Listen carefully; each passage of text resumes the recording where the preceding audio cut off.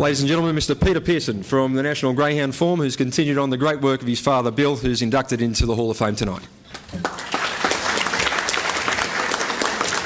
Thank you, Michael, and thank you to Jimmy Coleman, because I'm not the first person to get emotional.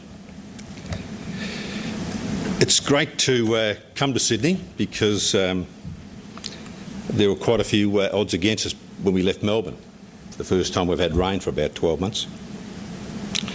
The plane was 65 minutes late, and my brother and I started to think, because we had to leave the office late, that we mightn't be here to accept this award. And there's 6 siblings in our family, and it was going to be a fight who was going to get up here first. But because I typed out the speech, I said I've got to get here first.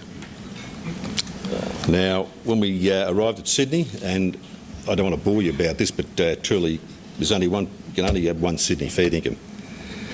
65 minutes late, get our Virgin straight down into the taxi queues, and for some reason up here in Sydney there's a dispute between the limousine drivers and the taxi drivers, and there's a blockade at the airport. Now, fair dinkum, there were 300 people in the queue wanting to get a cab, so God help those people who were down the back of the queue. My father always said, never be afraid of the Duke. And for those old timers here who know what a Duke is make sure that you slip somebody something. So my brother and I went straight to the front of the queue, and I said, see what we can do up the front here. And $50 changed hands. We jumped up over the barrier, and it cost us $50 to get the 5th cab here tonight. Now, apart from that, we're getting pretty late. Then we had the time essence of getting here. And as we got in the cab, I said to the guy who was driving, I said, mate, there's $20 here if you can get us to the Sheraton in rather quick time.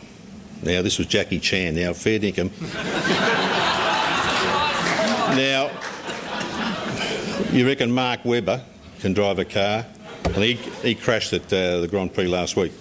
This guy's the best driver I've ever been. A front seat, my hand never moved off the handle.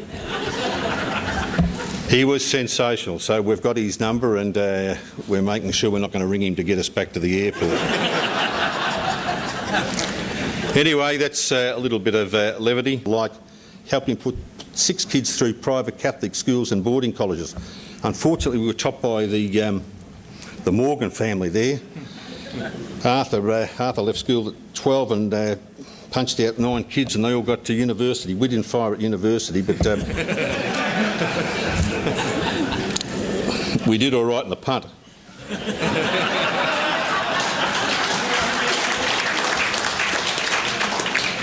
Some of the offspring in our family inherited his aversion to the strict rigours of teaching and discipline, but our second eldest sibling is now the vice principal of one of Victoria's leading private Catholic schools. That achievement gave the old man great satisfaction. I'm nearly there. He also instilled into us some of the basic principles of life, and there was no better education than selling form guides at the track. 2 generations of our family have supplemented their pocket money from selling gold guides over the years. He met all walks of life, and apart from the good tips from people who backed a winner, learned firsthand how to deal with the public, something a lot of kids today don't know how to do. We have our patriarch to thank for what we have achieved in life thus far. The acknowledgement of AGRA, of our father's dedication and contribution, which is a lifetime, is greatly appreciated by our large family, which is now extended to a 3rd branch. I am emotional, but very, very proud. Thank you.